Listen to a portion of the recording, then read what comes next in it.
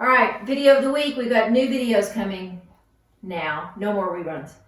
All right, we're going to do turning from your lower belly. So we're sitting in the chair. We've done spectator stretch. And then what we're going to do is we're going to really get strong and connected down here in lower abs. So with my hands on my hips, it'll probably work best. I'm going to make this part of my lower abdominal activate by turning, and I'm going to push through my right heel and leg. My hands on my hip bones are going to make a big difference on help guiding it. So my hips are going to guide, but I'm going to activate over here and through that butt and leg on the opposite side.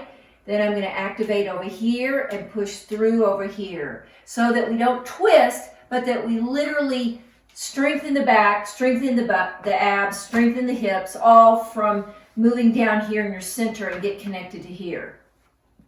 See you, baby. See you in class.